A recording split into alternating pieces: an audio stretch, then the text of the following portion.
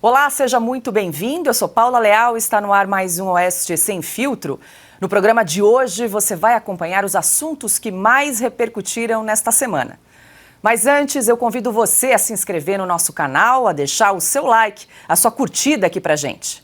E por unanimidade, o Supremo Tribunal Federal tornou Jair Bolsonaro e mais 7 pessoas réus por suposta tentativa de golpe de Estado em 2022.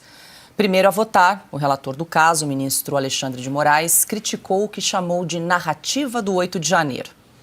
Nós temos a tendência, infelizmente, de esquecendo. E as pessoas de boa-fé que têm esse viés de positividade acabam sendo enganadas pelas pessoas de má-fé que, com notícias fraudulentas e com milícias digitais, passam a querer criar uma própria narrativa, como disse ontem, de velhinhas com a Bíblia na mão, de pessoas que estavam passeando, estavam com batom, e foram lá passar um batonzinho só na estátua. Então, presidente, eu já conversei com Vossa Excelência e pedi autorização. A materialidade desses crimes, ao invés de eu ficar aqui falando meia hora, em 5 minutos do vídeo que nós vamos mostrar, a materialidade fica comprovada, porque a materialidade exige violência ou grave ameaça. Bom, Alexandre de Moraes exibiu imagens do tumulto na Praça dos Três Poderes e afirmou que ninguém estava a passeio em Brasília. Dia 8 de janeiro de 2023 foi uma notícia péssima para a democracia, para as instituições, para todos os brasileiros e brasileiras que acreditam num país melhor. Mas esse viés de positividade faz com que nós, aos poucos, relativizemos isso. E esqueçamos que não houve um domingo no parque, como eu salientei nas primeiras condenações. Não foi um passeio no parque. Ninguém, absolutamente ninguém que lá estava passeando. E ninguém estava passeando porque tudo estava bloqueado e houve necessidade de romper as barreiras policiais. Moraes disse ainda que Jair Bolsonaro tinha conhecimento da suposta minuta de golpe e do alegado plano para matar tanto o presidente Lula quanto o Geraldo Alckmin. A denúncia ainda aponta o documento encontrado na sede do Partido Liberal. Esse documento, que lá está exposto, já é de conhecimento público, documento, ele mostra o que ocorreria após o golpe do Estado. Não há nenhuma dúvida que o denunciado Jair Messias Bolsonaro conhecia, manuseava e discutiu sobre a minuta do golpe. Isso não há dúvida. O fato, as interpretações sobre o fato vão ocorrer durante a instrução processual penal. O ministro concluiu o voto dizendo que há elementos suficientes para indiciar o ex-presidente da República. Não há, então, dúvidas que a Procuradoria apontou elementos mais do que suficientes, indícios razoáveis e suficientes de autoria e justa causa para o recebimento da denúncia contra Jair Messias Bolsonaro. Adalberto Piotto, muito boa noite, seja bem-vindo. Segundo dia aí de julgamento da primeira turma, nós vamos percorrer todos os votos que foram proferidos na manhã de hoje. Começamos então com o voto do ministro relator, Alexandre de Moraes, lembrando então que a primeira turma se reuniu, concluiu na tarde desta quarta-feira, ali por volta da 13h, esse julgamento da denúncia contra o ex-presidente Jair Bolsonaro e outros 7 acusados. Ontem nós comentamos, foram analisadas as preliminares levantadas pelas defesas dos agora réus e hoje, então, foi analisado o mérito da admissibilidade da denúncia e, então, por unanimidade, os 5 ministros da primeira turma tornaram réus os 8 acusados. O ministro Moraes foi o primeiro a votar e o ministro Cristiano Zanin, que era o presidente da primeira turma, encerrou a sessão. Mas a gente vai percorrer todos os votos, começando aí, primeiramente, pelo voto do ministro relator. Boa noite, Piotto. Boa noite, Paulo. Boa noite, Augusto. Silvio, Ana, daqui a pouco está conosco. Muito obrigado a todos que nos acompanham. Boa tarde, boa noite, né? Eu preciso só entrar num ponto que me chama muito a atenção. Ele diz assim, o ministro, ninguém estava a passeio. Claro que não, estavam em protesto. E as pessoas têm direito pela Constituição de se manifestarem. Elas estavam se manifestando contra o estado geral de coisas no Brasil, que até aquele momento já era ruim, dado tudo o que aconteceu na eleição, e o TSE, que foi presidido pelo ministro também, sabe muito bem. A gente viu, por exemplo, como é que era o trabalho de investigação do TSE, ou como se deu depois também. Fato é que aquele estado geral de coisas só piorou depois, e piorou muito, com a anuência do Supremo, ou às vezes por decisão do Supremo, com relação a, por exemplo, ao respeito ao devido processo legal, à individualização da conduta. Tanto que hoje, olha que coisa interessante, o ministro Fux foi lá e disse textualmente ao ministro Alexandre de Moraes que vai rever a pena da Débora dos Santos, porque está havendo punições por demais exageradas. Por que está tendo punição exagerada? Porque você soma um monte de coisa sem individualizar a conduta, todo mundo vai ter no mínimo 14 anos de prisão, como é o caso apontado, segundo o próprio ministro Alexandre de Moraes, que ele pretende impor a Débora dos Santos, a moça que pichou de batom. Todo mundo vê os abusos todos que estão acontecendo no país. O que torna preocupante é que você não tem uma instância a quem recorrer para reclamar desse abuso. Porque se um juiz de primeira instância ultrapassa os seus limites, recorre-se à segunda instância. É duplo grau de jurisdição. E ainda assim, se você tiver alguma discordância, algum problema, vai a Brasília, vai no Tribunal Superior de Brasília. Neste caso, ninguém tem direito a fazer nada além do que será decidido pelo Supremo. O próprio caso do ex-presidente Jair Bolsonaro, ontem o próprio ministro Fux, eu vou lembrar desse ponto que é muito importante, disse que não é tão pacífica assim essa matéria sobre a ampliação do foro privilegiado. Porque o próprio Supremo já viu, reviu, viu de novo, está vendo mais uma vez agora, e óbvio que isso passa a ser casuístico, dá a ideia de casuísmo. Casuísmo não pode combinar com o Supremo é para pacificar. Daí vem essa, digamos, a gente acabou não mostrando as imagens, mas essa acusação ilustrada do ministro. Não se pode pegar nada que não esteja nos autos. Isso é da lógica de um julgamento justo, ou seja, de uma proposição. Uma novidade não pode ser colocada nesse momento. Os advogados não foram preparados para isso.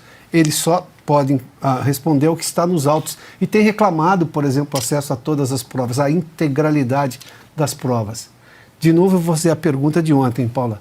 A quem eles querem convencer que este é um julgamento técnico e justo? O Supremo deveria tentar dar resposta. O que ele apresentou até agora vai no sentido contrário. Piotr, os advogados, os agora réus, criticaram muito aí essa acusação ilustrada, né?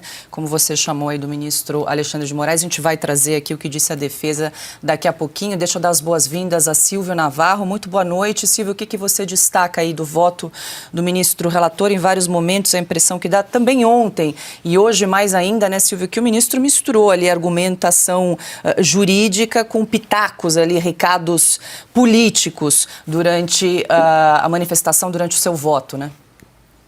Do começo ao fim. Boa noite, Paula, querida. Boa noite, Ana, Piotr. Boa noite, Augusto, meu irmão. Boa noite para você que nos acompanha. Paula, para mim, o principal ponto é esse que o Piotr já destacou. Eu vou avançar um pouco. Não existe prova surpresa num julgamento. O ministro Alexandre de Moraes, num dado momento, ele pede licença para exibir um vídeo de 5 minutos, segundo ele, não sei exatamente a minutagem, mas que resumiria a materialidade, ou seja, comprovaria a materialidade de um golpe de Estado e das pessoas imputadas. Pois bem, não existe a figura da prova surpresa. É proibido, ministro Alexandre de Moraes. E ainda que ele tenha justificado, porque sabe que incorreu em um erro, o ministro Alexandre de Moraes tem um livro, ele diz ser constitucionalista, ele é egresso do Ministério Público, e isso explica muito da verve, da forma como ele expõe e da forma como ele se comporta, como um agente acusatório e não como um julgador. Ele falou que isso é previsto no Código de Processo Penal, caso seja comprovado fato notório e público, mas quem decide se é fato notório e público? O julgador, porque quem apresenta isso durante uma sessão como essa que a gente assistiu? O Ministério Público. Isso teria de ter partido da Procuradoria-Geral da República e jamais partir do relator, que também preside inquéritos, que também é vítima e que agora é julgador. Então, ele extrapolou em todas as possibilidades o papel de juiz, neste caso, e o papel de voto balizador, porque o voto dele é o voto relator. Eu acho que esse foi o principal ponto da sessão de hoje. Todo o mais já era um roteiro escrito que está totalmente ancorado, como dissemos aqui ontem, a exaustão, numa delação premiada, numa colaboração do Mauro Cid, feita de forma fragmentada, tricoteada, ou seja, costurada com fatos novos sendo acrescentados à medida em que a pesca probatória avançou e o ministro Luiz Fux chamou a atenção para isso. Espero que esse ponto seja debatido lá na frente, no mérito, já que não foi agora na admissibilidade da denúncia. Augusto Nunes, muito boa noite. Seja bem-vindo, Augusto. Boa noite, Paula, nossa chefe, meu amigo Piotto, Ana, minha parceira querida, Silvio, meu irmão. Boa noite a você que nos acompanha. À medida em que avança essa farsa, os espectadores podem se esquecer do essencial. Esse julgamento é ilegal. Ele não podia ser feito no Supremo. Eles não têm foro para isso, os acusados. Não houve não houve o devido processo legal, não há. Não houve o direito de ampla defesa. O advogado do general Braga Neto se queixava, né? Mas olha aqui, como é que eu vou defender o meu cliente se eu não tenho acesso a isso aí que está sendo dito pelo acusador? Mas não vamos esquecer da maluquice que um dia vai ser vista com risos, né? Hoje não dá. Tem que ser vista aí com indignação. O mundo vai rir ao saber que no Brasil a Suprema Corte tem um juiz que julga um caso em que ele se apresenta como vítima. Isso não existe. Como é que a vítima, o juiz, que fala com rancor de quem tentou montar um plano para assassiná-lo, vai absolver o acusado? Isso é enlouquecido. É o que o Supremo está fazendo, não tem precedente em lugar nenhum do mundo. Nenhuma ditadura agiu assim, nenhum juiz agiu assim, nenhum procurador agiu assim e nenhum advogado teve, até hoje, de enfrentar no Brasil tanta dificuldade. Ele está agora querendo individualizar a pena, individualizar a conduta da Débora, a perigosa terrorista que usou batom. Então, por que não individualiza a conduta dos outros? Só a dela. Agora, a individualização da conduta dela já basta. Onde é que se enquadra o comportamento dela, acusada de abolição violenta do Estado de Direito? O que é isso? Ela atacou a estátua. Tá bom, isso aí serve para enquadrá-la em quais artigos? Ela é acusada de golpista, né? Queria abolir o Estado de Direito, formação de grupo terrorista. Não existe isso, o que ele está dizendo não faz sentido. E não é possível um cara atuar ao mesmo tempo como juiz, detetive, delegado, promotor e vítima. Não existe. Então é uma farsa que, à medida que avança, vai mostrando que se trata de uma vingança. O livro sobre direito constitucional, escrito pelo Alexandre, considera tudo isso que ele está dizendo uma coisa de aluno que deve ser reprovado pela pior das faculdades de direito. Te dar as boas-vindas também a Ana Paula Henkel. Ana, muito boa noite, seja bem-vinda. O que você destaca aí do voto do ministro relator Alexandre de Moraes? Boa noite. Boa noite, Paula. Boa noite, Piotr, Silvio, meu querido mestre Augusto e a nossa audiência. Paula, eu vou chamar a atenção para uma parte que ele menciona exatamente os Estados Unidos, né? País em que eu resido, tenho cidadania americana, sei das leis e de toda a situação eleitoral, principalmente aqui nos Estados Unidos. Eu voto para presidente aqui também e me chamou minha atenção quando ele disse, quando ele mencionou o elogio de Donald Trump ao sistema eleitoral brasileiro. Isso, claro, ele querendo colocar, né, fantasiar, eu diria, que o Donald Trump estaria elogiando as nossas urnas eletrônicas. Isto não é verdade. Donald Trump é categoricamente contra urnas eletrônicas. Ele é 100% a favor do voto no papel com contagem pública, como também está na nossa Constituição no Brasil, no artigo 37. Alguns casos aqui para desmentir o ministro Alexandre de Moraes. Em outubro, ele sempre disse, desde a conturbada eleição de 2020, eleição que os americanos testemunharam muitos problemas em urnas eletrônicas, principalmente no estado do Arizona. Uma longa batalha judicial foi iniciada. A batalha judicial por causa das urnas eletrônicas lá demorou mais de um ano. Urnas eletrônicas foram destruídas, enfim. Mas na campanha do ano passado, ele disse o seguinte, em 15 de outubro, uma rápida busca desmentiria, qualquer jornal poderia ter feito isso no Brasil e ninguém fez.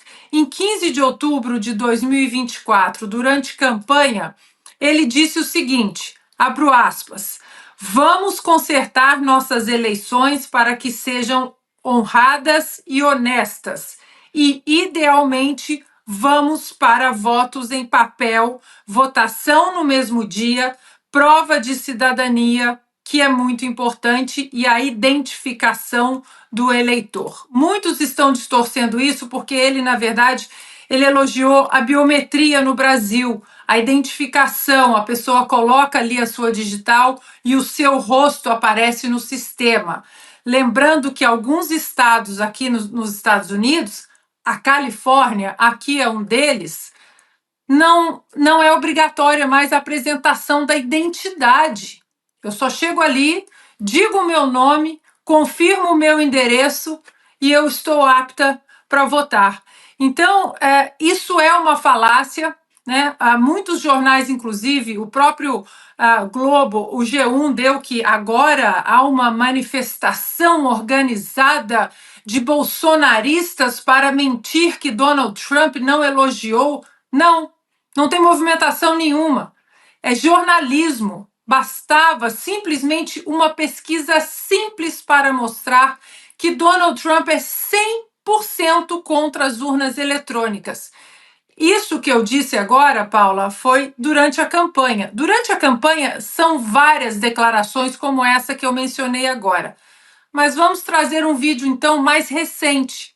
Do dia 21 de fevereiro deste ano, o Donald Trump já dentro da Casa Branca, como presidente reeleito, né? Uma eleição ali no meio do Joe Biden muito conturbada, o que ele disse numa reunião, então, mais de 4 horas de reunião para os governadores americanos. Safety and security and for the good of our nation, you should do it anyway, regardless, even if it costs 10 times more, but it actually costs you just a tiny fraction. If you went to paper ballots and you're voting, these machines, they got something going. So paper ballots, and paper is very sophisticated today. Paper, it's called watermark. It's impossible to copy, impossible to cheat. It's actually hard to believe that a piece of paper is highly sophisticated. But it's watermark, and it's very, it's amazing, actually, when you see it. You can't cheat. But if you went to paper ballots and same-day voting, and if you went to voter ID, and also one other thing, you want a proof of citizenship. Those four things: proof of citizenship, voter ID, paper ballots, one-day voting. And if you went to 2-day voting or 3-day voting. But some of these states, you had 64 days. You know, California just finished up just a short while ago. They were voting a week and a half ago. Beautiful system. It's boxes of 5,000. Boom, boom. And you can go and examine each box. It's so simple and so good. I did ask Elon, because he knows more about computers than anybody I know. I said, what do you think of the voting system? He said, computers are not meant for voting. It's just not it's too many transactions taking place too quickly. They will tell you that the most secure way that you can secure the election, and probably the fastest way, because there can be very little hanky-panky. If you really believe that the computers work, which they don't, but if you want to save a lot of money, all you have to do is go to paper ballots, and you'll be cutting it down by millions and millions of dollars. Tá aí, Paula. A tal dita imprensa bastava fazer uma única pesquisa. Esse vídeo é de 21 de fevereiro deste ano. Donald Trump abomina votação em máquinas eletrônicas. E ele disse que até o final deste mandato dele, ele vai trabalhar para que a eleição seja feita em 1-2 dias, no máximo, em cédulas de papel. Alexandre de Moraes não foi honesto na declaração dele. Isso, ele tem que ser enquadrado imediatamente por Alexandre de Moraes no inquérito das fake news. Mentiu. Mentiu, como vimos. Tá aí, é mentira o que ele disse. Está espalhando a desinformação, enquanto lidera julgamentos ilegais. Na sequência do voto do ministro relator, Alexandre de Moraes, foi a vez de Flávio Dino proferir seu voto. O ministro afirmou que os manifestantes do 8 de janeiro agiram de forma organizada e armada, o que, na avaliação do magistrado, justificaria uma pena mais rigorosa. Pouco importa se a pessoa tinha ou não uma arma de fogo ou uma arma branca. O que importa, para fins de debate da classificação jurídica, é que o grupo era armado. O grupo portava armas de fogo, armas brancas, e assim sucessivamente. E se diz também, querido ministro Fux, mas não morreu ninguém. No dia 1º de abril de 64, também não morreu ninguém. Mas centenas e milhares morreram depois. Golpe de Estado mata. Não importa se isto é no dia, no mês seguinte ou alguns anos depois.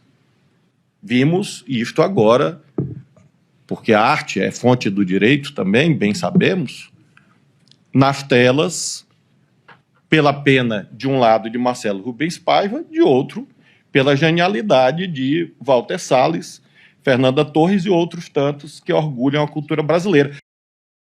Piotr, eu tive a impressão, alguns ministros ali antecipando um pouco as coisas, colocando a carroça na frente dos bois. Essa era uma sessão para analisar a admissibilidade da denúncia, se tornam réus ou não. Mas alguns ali já estavam justificando, eventualmente, uma possível condenação, já estavam antecipando o voto. Eu ia lhe fazer essa pergunta, já era o voto dele pela condenação? Porque não vai diferir muito disso.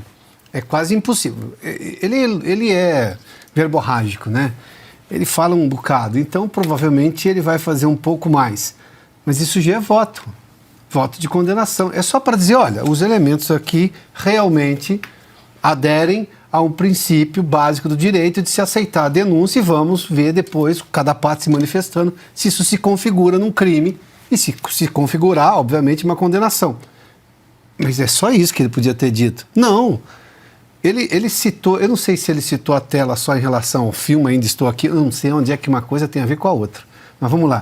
Ou se ele estava se referindo ao vídeo que o Moraes mostrou, no voto acusação dele, porque aquilo também não é admissibilidade. Juiz, nesta hora, só diz o seguinte, olha, pelo que me apresentou aqui, a Procuradoria, no caso a PGR, eu vejo razão para continuar o processo. Ponto. É só isso. Você não tem ainda não se juntou provas cabais, a defesa não se manifestou com tudo. Aliás, a defesa está reclamando que não teve acesso à integralidade das provas, coisa que os ministros disseram assim, esse não é o momento para reclamar disso. Lá na frente, se por acaso for admitida a denúncia, vamos fazer. Quer dizer, o Supremo ele tem algum comportamento esquisito, porque no momento ele diz uma coisa, na outra ele já lá aumenta, já fala em condenação. Porque esse é um voto de condenação. Ministro, interpretação de texto é básica nessa hora. Nem direito é preciso saber. Augusto. O Brasil até o passado é imprevisível, né? É incerto, porque ele está reescrevendo o que houve em 1964. Esse cara, olha só, o sujeito foi juiz federal, deputado, senador, governador, agora ministro, agora é ministro do Supremo, e vem falar sobre o que ele não entende e só pode produzir um palavrório de besta quadrada, né? Em 1964, foram mobilizadas, não morreu gente, sim, mas foram mobilizadas tropas. O brasileiro faz isso, sim. Se fica evidente que um lado tem uma força armada muito maior, ele ganha. Por isso se fala da Batalha de Itararé, em 1930. Não houve porque ficou evidente que os getulistas venceriam. Agora, 64 não teve nada a ver. O que ele pode rememorar, e não faz isso para bancar o esperto, é a história do Partido Comunista do Brasil, que foi formado por dissidentes do Partidão, Partido Comunista Brasileiro, que achavam o Partidão muito brando e defendiam a luta armada. E ele apoiou esse grupo. Ele foi filiado ao PCdoB quando conseguiu o governo do Estado. PCdoB. O PCdoB, por exemplo, morreu gente depois. Por quê? Porque o PCdoB, por exemplo, foi o responsável pela guerrilha do Araguaia. Ocupou um território na Amazônia, no Pará, e combateu o exército. Aí aconteceu o que aconteceu. Zé Genuíno estava lá. Também não morreu por pouco, agora era uma guerra. E ele apoiou. Agora, ele está punindo crimes futuros. Morreria gente. Que papel desempenharia nesse massacre o vendedor de algodão doce? E a menina do batom? O que ela faria? Do outro lado estavam as tropas de 64, porque ele foi contra. Ele perdeu em 64. Ficou fingindo que era um pacifista do Partido Comunista do Brasil. Mas o Partido Comunista do Brasil era uma das organizações radicalíssimas quando eu entrei na Faculdade de Direito, em 68. Eu conheci o PCdoB direitinho. Seguia a linha chinesa. Queria fazer a Revolução Chinesa no Brasil, a mobilização de massas. O Flávio Dino não participou de nada disso, porque a especialidade dele é atacar geladeiras, sobretudo de madrugada, para comer mais um pouco. Bom, e o ministro Luiz Fux, que ontem divergiu dos demais ministros para que a análise da denúncia da PGR ocorresse no plenário da Corte, em vez da primeira turma do STF, hoje seguiu o relator do caso, o ministro Alexandre de Moraes. Ao proferir o voto, Fux indicou que pretende revisar a dosimetria da pena aplicada à cabeleireira Débora dos Santos, condenada a 14 anos de prisão por manchar a estátua da Justiça durante o tumulto do 8 de janeiro. Um exercício, assim, de humildade judicial. E aqui o ministro Alexandre de Moraes citou um caso que eu pedi vista recentemente, do caso do batom. Eu vou fazer uma revisão dessa dosimetria, porque se a dosimetria ela é inaugurada pelo legislador, a fixação da pena é do magistrado. E o magistrado o faz à luz da sua sensibilidade, do seu sentimento em relação a cada caso concreto. E eu confesso que, em determinadas ocasiões, eu me deparo com uma pena exacerbada. E foi por essa razão, ministro Alexandre, dando uma satisfação a Vossa Excelência, que eu pedi vista do caso, desse caso, que eu quero analisar o contexto em que essa senhora se encontrava. Eu acho que os juízes, na sua vida, têm sempre de refletir dos erros e dos acertos, até porque, como o ministro Dino, de uma certa forma, mais lúdica, destacou, os erros autenticam a nossa humanidade. Debaixo da toga bate o coração de um homem. Então, é preciso que nós também tenhamos essa capacidade de refletir. E aí o ministro Alexandre de Moraes respondeu ao ministro Luiz Fux. Ministro Fux, em relação ao batom, obviamente, Vossa Excelência me conhece e eu defendo a total independência de cada um dos magistrados e acho que Vossa Excelência vai poder trazer uma discussão importantíssima para a turma. O que fiz questão de salientar, e agora explicito mais, é que é um absurdo as pessoas quererem comparar aquela conduta de uma ré que estava há muito tempo dentro dos quartéis, pedindo intervenção militar, que invadiu junto com toda a turba e, além disso, praticou esse dano qualificado com uma pichação de um muro. E Vossa Excelência bem disse que as pessoas não podem esquecer a questão da dosimetria, aí é uma questão a ser analisada. Então, só esse esclarecimento, e obviamente, jamais falaria algo sobre o pedido de vista, porque eu também peço bastante vista. Vossa Excelência pediu do batom, o ministro Flávio pede de Bíblia, e assim a vida segue. Bom, Silvio, muita gente de olho na conduta, na postura do entendimento, né, do voto do ministro Luiz Fux. Vale lembrar que ontem ele foi voto divergente. Na avaliação dele, esse caso deveria ir ao plenário do Supremo Tribunal Federal, foi voto vencido. E ele também se manifestou sobre a delação do Mauro Cid, mas disse que em momento oportuno vai analisar com mais calma e citou ali algumas questões, algumas irregularidades na delação do Mauro Cid. Então ali ele já se posicionou. E hoje ele traz à tona o caso da Débora dos Santos. Vale lembrar que há 2 votos favoráveis à condenação dela há 14 anos, do ministro relator Alexandre de Moraes. Flávio Dino seguiu o voto de Moraes no sentido de condenar Débora dos Santos e aí Luiz Fux pediu vista, mais tempo para análise sobre esse caso e hoje, durante essa sessão, ele cita e diz que vai se atentar à dosimetria, ao cálculo da pena no caso da Débora dos Santos. No caso da Débora, o ministro Luiz Fux agiu baseado ali em 2 fatores, vamos dizer assim. Primeiro, na comoção popular que tomou conta do país, sobretudo nas redes sociais, por causa da Débora, da condenação imposta pelo ministro Alexandre de Moraes no seu voto inicial de 14 anos de prisão e 30 milhões, uma multa impagável. Flávio Dino vai chancelar tudo o que o Alexandre de Moraes fizer. É um voto que praticamente ninguém precisa contar com nada diferente. O Luiz Fux é um juiz de carreira, o único juiz de verdade nesta corte, e ele deu um puxão de orelha sutil nessa fala. Pisando em ovos, ele está pisando em ovos, mas ele deu um puxão de orelha no ministro Alexandre de Moraes quando disse que o magistrado, ele fala, há um coração debaixo dessa toga, que o magistrado precisa agir com sensibilidade, que é preciso entender a dosimetria como uma régua cuidadosa e não simplesmente descartar atenuantes e aplicar a pena máxima, porque é disso que se trata.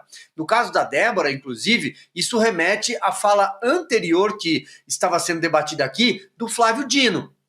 Flávio Dino tenta defender a associação criminosa armada porque entende que desse grupo denunciado, ou seja, centenas de milhares de pessoas, militares podem andar armados. E como militares estão nessa lista de réus, na lista de acusados, sobretudo de acusados, alguns já se tornaram réus hoje, os militares armados, todos estão armados. Isso é uma maluquice, me permita usar essa palavra, porque as imagens falam por si só. Não foram encontrados revólveres, pistolas, fuzis, não tinha tanque de guerra, não tinha pólvora, tinha um estilingue ali que sequer pode ser considerado uma arma branca, conforme ele disse.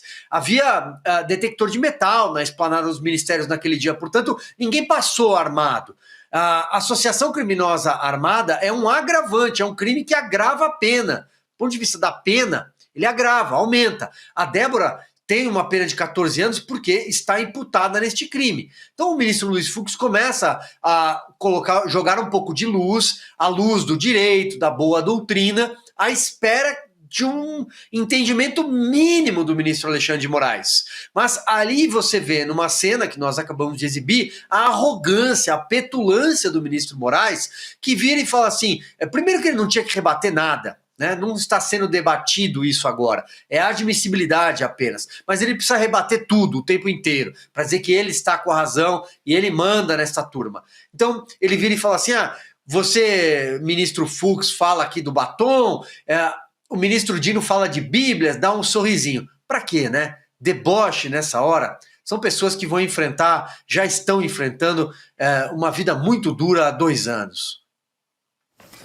Ana, quero te ouvir também. Daqui a pouco a gente vai exibir aqui a carta que a Débora dos Santos escreveu, endereçada ao ministro Moraes. Aliás, o ministro retirou o sigilo dessa carta, que foi escrita no final do ano passado. Daqui a pouco, logo mais, a gente comenta aqui no programa. Mas queria te ouvir sobre esse embate entre o ministro Luiz Fux e Alexandre de Moraes, justamente sobre o caso da Débora dos Santos. Vale lembrar que o legislador, ele fixa pena mínima e pena máxima para um crime. Mas aí cabe ao juiz, ao magistrado, a calibragem, né, a dosimetria, o cálculo da pena, de acordo com as circunstâncias, se a pessoa tem antecedentes criminais, enfim, as consequências do crime. Aí tem uma série de critérios que são obedecidos pelo magistrado na hora de... Deveriam ser exatamente obedecidos pelo magistrado na hora de imputar ali o valor da pena, né? Então, Paula, e a Débora que está presa, né? Preventivamente, há 2 anos, eu conversando com um advogado amigo essa semana, ele me explicando exatamente isso, que a pena correta para uma depredação de público, que no caso, né, nem foi uma depredação, ela perdeu uma né de batom. Será que isso também é considerado pichação? Aquelas, né, pichações com grafite, aquela coisa com tinta, e ela escreveu de batom, que com uma máquina ali de água e sabão, aquilo foi removido imediatamente, ela já deveria estar em casa, porque ela já cumpriu além de qualquer pena em relação à depredação de patrimônio público ou pichação, o que quer que seja. Agora, o ministro Fux fala sobre humildade judicial, né? É muito louvável o ministro tocar nesse ponto, humildade judicial, porque talvez a principal humildade judicial seja você entender que mesmo como um ministro da Suprema Corte, você não está acima das leis. Você não inventa leis, você não cria leis, você não distorce leis. Humildade judicial, para mim, Paula, significa você abrir a Constituição, ver o que está escrito ali e aplicá-la. Simplesmente isso. Nem abaixo e nem acima das legislações que ali estão contidas.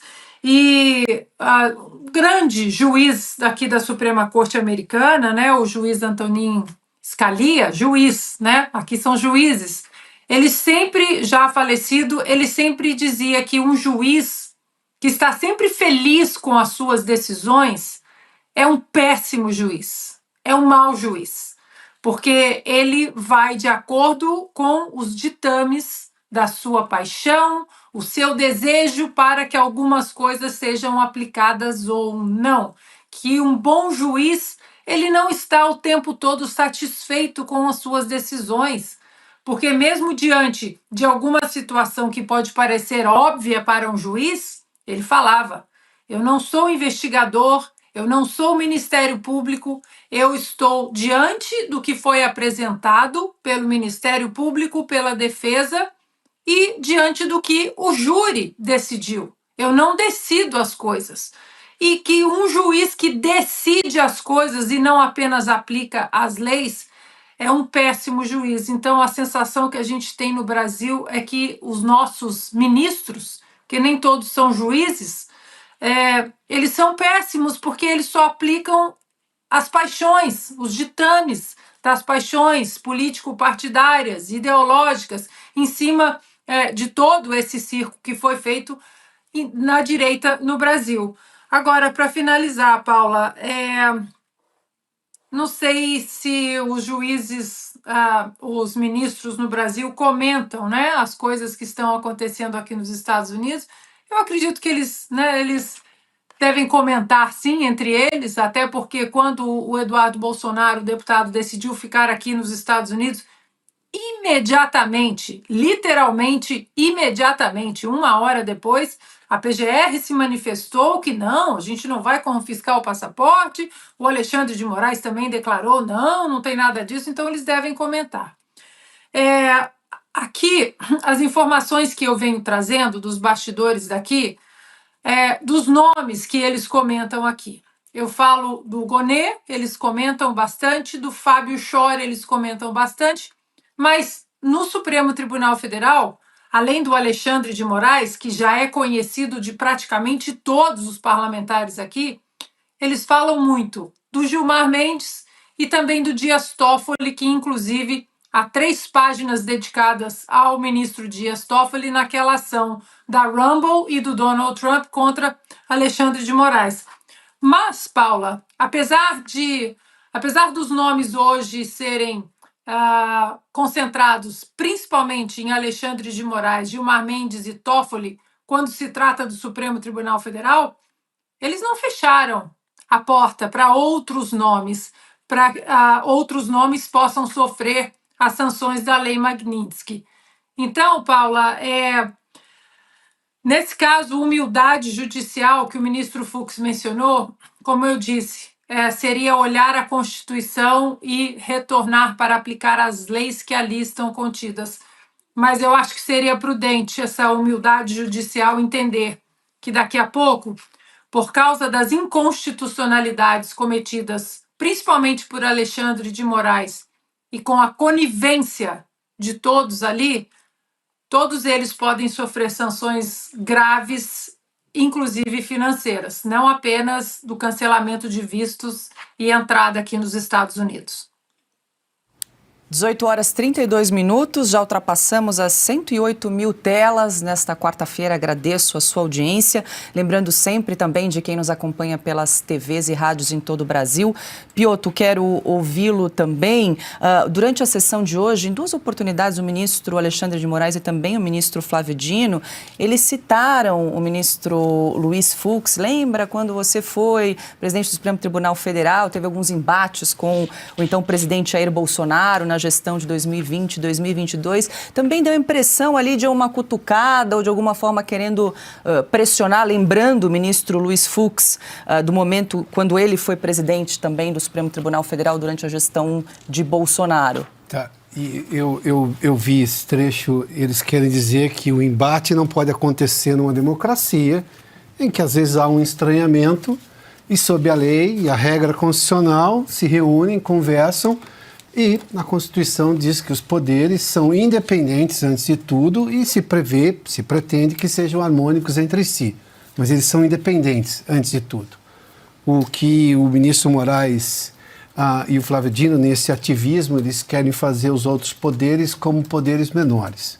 Basta ver, por exemplo, o ativismo judicial de ambos.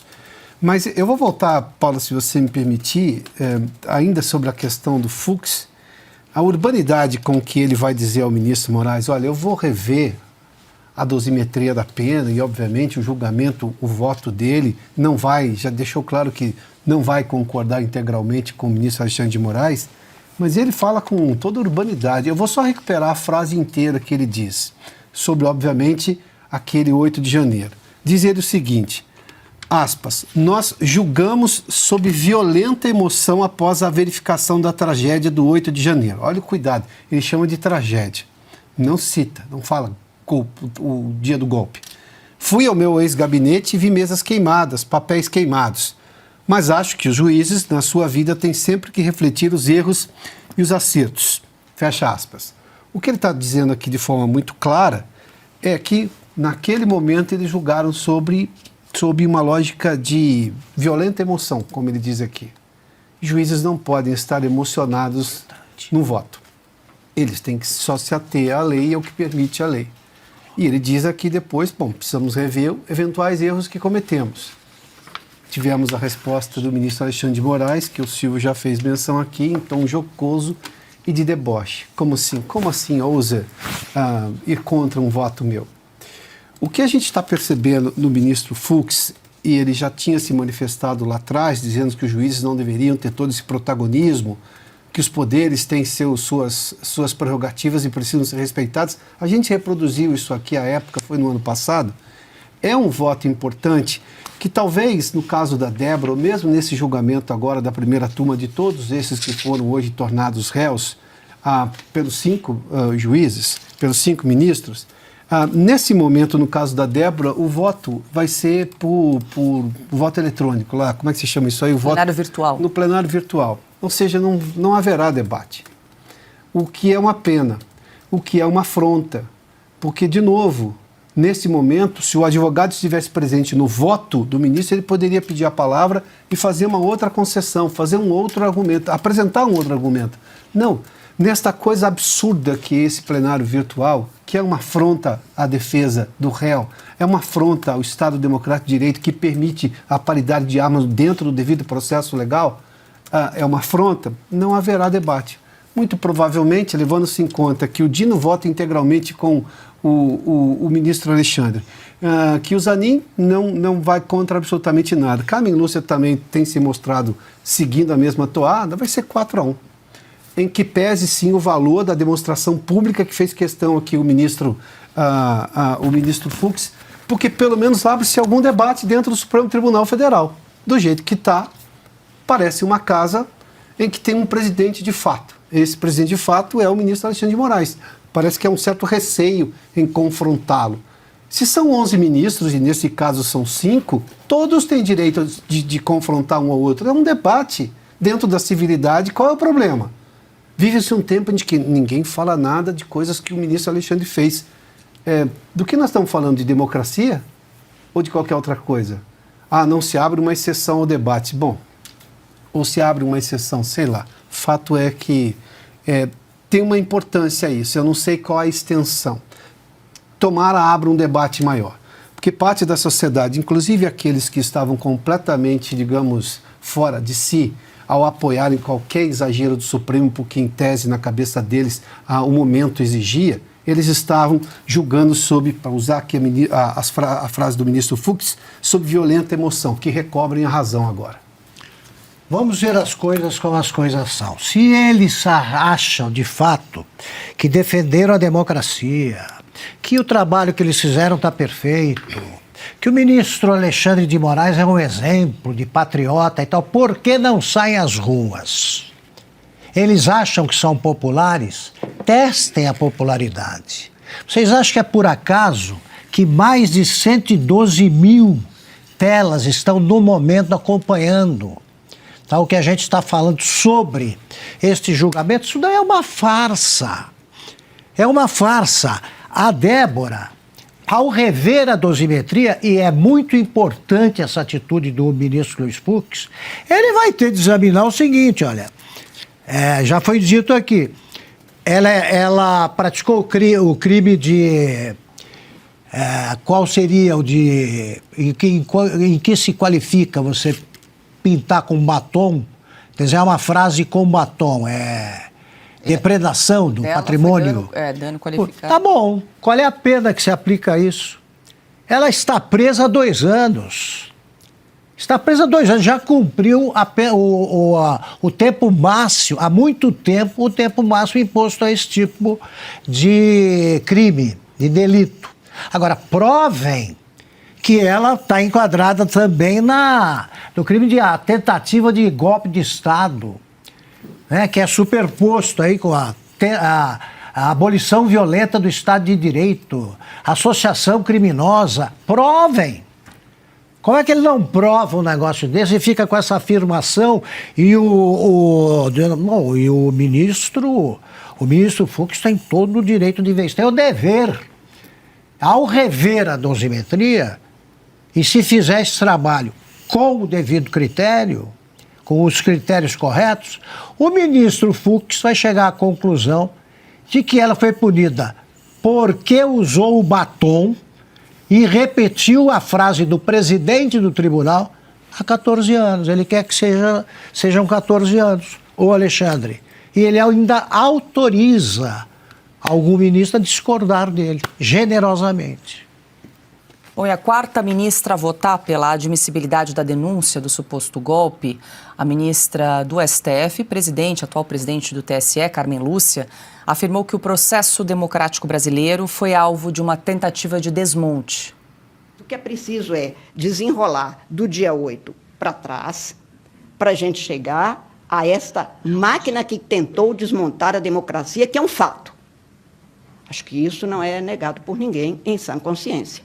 E eu estou, portanto, presidente, considerando que é apta a denúncia para ser recebida, seria prematuro não receber, seria, na minha compreensão, até um descumprimento do nosso dever. A análise da denúncia da PGR foi encerrada com o voto do ministro Cristiano Zanin. Mas neste momento, eu também considero que há materialidade e indício de autoria a ensejar o recebimento integral da denúncia, tal como exposto pelo voto do eminente relator. E por isso eu estou acompanhando na íntegra Sua Excelência, farei a juntada de voto que é também integralmente convergente com o voto do eminente relator. Assim sendo, proclamo o resultado. A turma, por unanimidade, recebeu a denúncia oferecida pela Procuradoria-Geral da República em face de Alexandre Rodrigues Ramagem, Almir Garnier Santos, Anderson Gustavo Torres, Augusto Heleno Ribeiro Pereira, Jair Messias Bolsonaro, Mauro César Barbosa Cid, Paulo Sérgio Nogueira de Oliveira e Walter Souza Braga Neto, nos termos do voto do relator. Tá, então, Silvio, a gente percorreu 5 votos, né? O mais extenso foi o do ministro Alexandre de Moraes, relator do caso.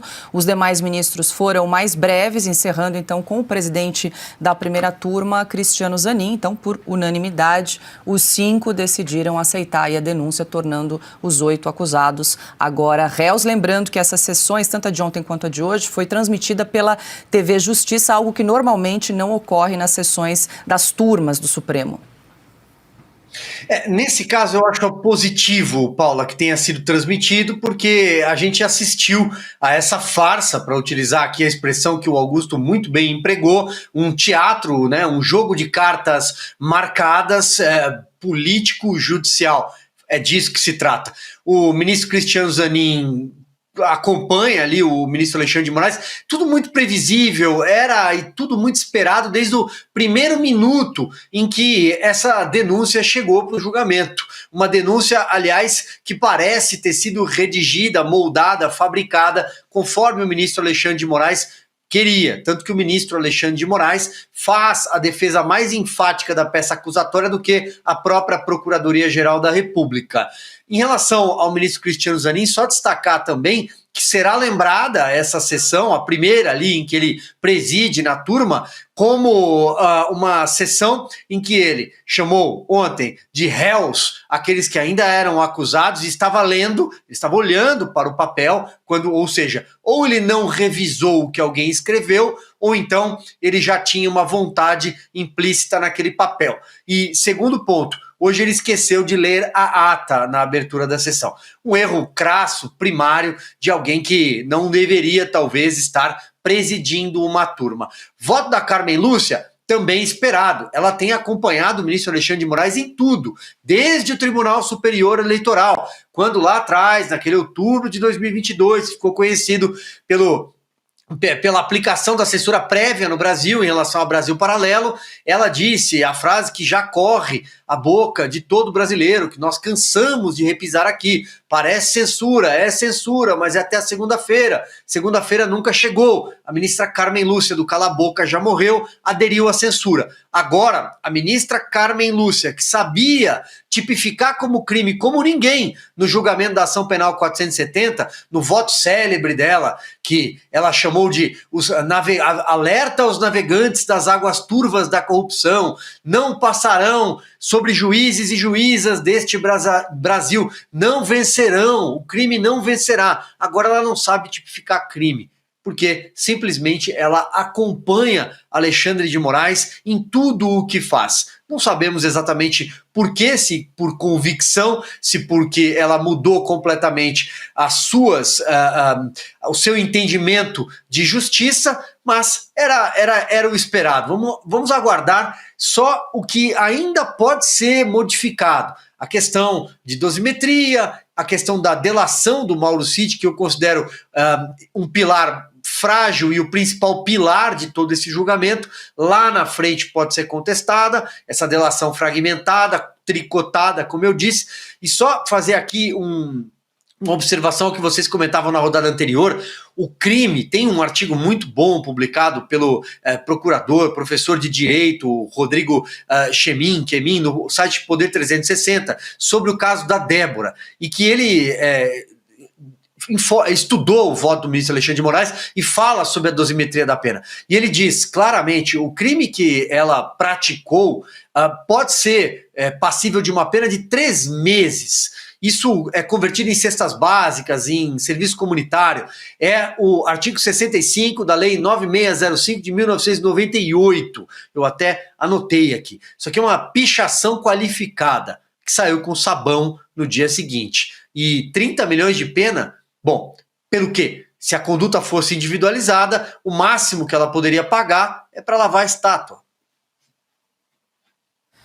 Bom, agora 18 horas e 49 minutos. Deixa eu aproveitar, a gente está com uma certa instabilidade no nosso chat aqui, algumas mensagens não estão aparecendo, mas deixa eu passar para a Ana rapidamente, só para não perder aqui, que eu pesquei, Ana. O Carlos Miranda pergunta, onde posso encontrar o vídeo que a Ana Paula mostrou? Imagino eu que seja o vídeo do Donald Trump falando sobre sistema eleitoral, Ana. Como é que a nossa audiência pode achar esse vídeo? Logo depois do programa eu vou postar no meu Instagram e no X, e aí vocês podem baixar de lá. Já está com tradução com legendas. A Procuradoria-Geral da República mudou de posição e atendeu ao pedido da defesa da mulher que manchou com batom a estátua da Justiça durante o 8 de janeiro e defendeu a transferência de Débora dos Santos para prisão domiciliar. Esse caso que a gente está vendo aqui na tela, a manifestação foi enviada hoje ao Supremo Tribunal Federal pelo chefe da PGR, Paulo Gonet. Os advogados de Débora comemoraram a decisão da PGR. Eles disseram sentir alívio e destacaram que a PGR finalmente concordou com o pedido da sociedade para que ela fosse colocada em liberdade. Na Suprema Corte, caberá ao ministro Alexandre de Moraes, relator do caso, decidir se aceita ou não a recomendação da PGR. Alexandre Garcia, muito boa noite, seja bem-vindo. Alexandre, falamos muito sobre o caso de Débora dos Santos, é um caso que ganhou uma grande comoção social, desde a última sexta-feira, inclusive, quando o ministro Alexandre de Moraes condenou Débora dos Santos a 14 anos de prisão. Vale lembrar uma decisão que foi referendada, endossada pelo ministro Flávio Dino. No meio do caminho, o ministro Luiz Fux pediu mais tempo para análise sobre esse caso, tem até 90 dias para se debruçar sobre o caso da cabeleireira. Enquanto isso, ela segue presa há mais de 2 anos, né, Alexandre? E agora a gente traz esse pedido da PGR para que Débora dos Santos cumpra a pena em regime domiciliar. Agora o caso está mais uma vez nas mãos do ministro relator Alexandre de Moraes. Muito boa noite, Alexandre Garcia. Boa noite, Paula. Boa noite, meus companheiros de sexta-feira. Eu estou em Lisboa, né? E estou sentindo aqui a repercussão. Hoje eu fui cortar o cabelo. A primeira coisa que o barbeiro me disse aqui em Lisboa, mas que história é essa que a Suprema Corte Brasileira quer punir com 14 anos de prisão e já está 2 anos presa essa senhora que passou com batom na estátua de granito né, que não foi afetada de modo nenhum da deusa da justiça. Eu cheguei em casa e com um isqueiro eu tentei acender um petardo incendiário de batom. Não consegui, o batom não pegou fogo. Não pegou fogo, né? Ao contrário do que está no inquérito. Mas, bom, agora, mais uma vez, um pedido da Procuradoria-Geral da República está nas mãos do ministro Moraes, né? É bom lembrar que no Clesão, que morreu, houve vários pedidos que foram ignorados. Mas é uma repercussão no mundo inteiro. Eu passo por uma banca de jornais aqui em Lisboa e dou uma olhada nos jornais da Alemanha, da França, está todo mundo falando nisso. Desse ridículo, vergonhoso, porque estamos passando num dos nossos poderes. Uma coisa que mereceria um juizado de pequenas causas, talvez uma cesta básica, de uma mancha de batom que foi limpa e que nem era a frase dela, estava reproduzindo uma frase do próprio ministro, que hoje é o presidente do Supremo. Então, é de um ridículo atroz esse caso, e de uma crueldade atroz também, né? Porque a gente não tem como não comparar sempre com a mulher do Sérgio Cabral, com um filho de 14, 18, 17 anos, algo assim, foi para casa, uma condenação de mais de 60 anos, se não me engano. Ela tem filhos de 7, 10 anos, ou de 8 e 10 anos. A própria lei fala em menos de filhos de menos de 12 anos, que não tenha nenhum problema em casa, a pessoa que estava encarcerada vai para casa para cuidar dos filhos. Aliás, os advogados pediram a liberdade provisória dela. Não foi isso que Gonê sugeriu que fosse concedido. Gonê negou isso, mas concedeu a prisão domiciliar. Ela vai ficar presa em casa com os filhos, né? A alegria dos filhos depois de uma marca de 2 anos de afastamento desses meninos da mãe. Olha o que já marcou nesses meninos. Os meninos também foram condenados, né, pela vingança suprema. É isso, Paula.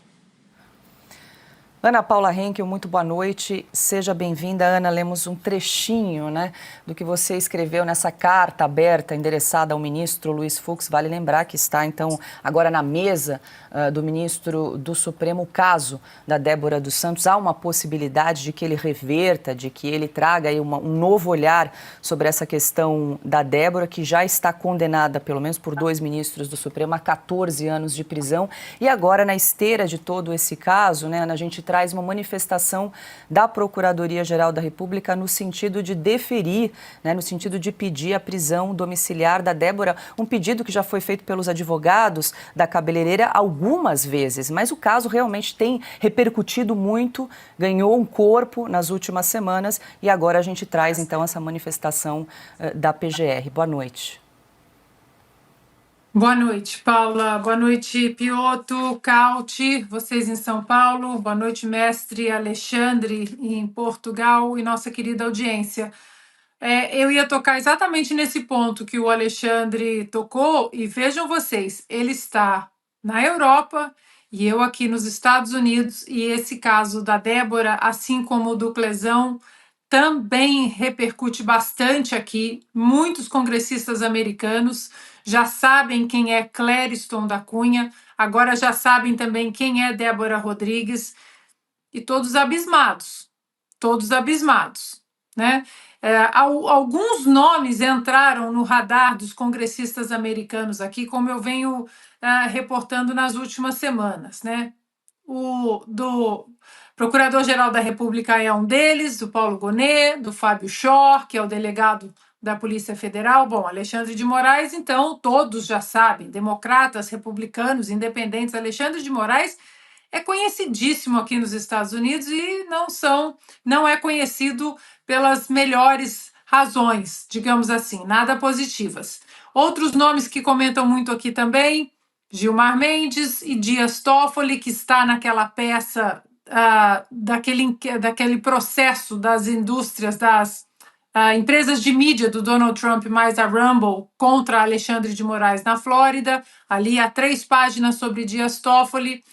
E agora o nome Débora Rodrigues entrou no radar dos americanos como o maior absurdo cometido nos últimos tempos, as pessoas tentando entender o que aconteceu, Débora, o que ela fez.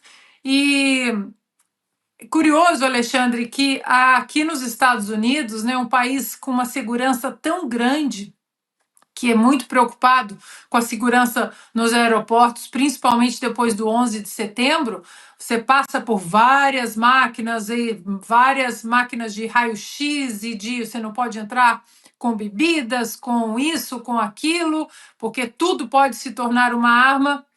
Mas batom você entra no avião, Alexandre. Veja você.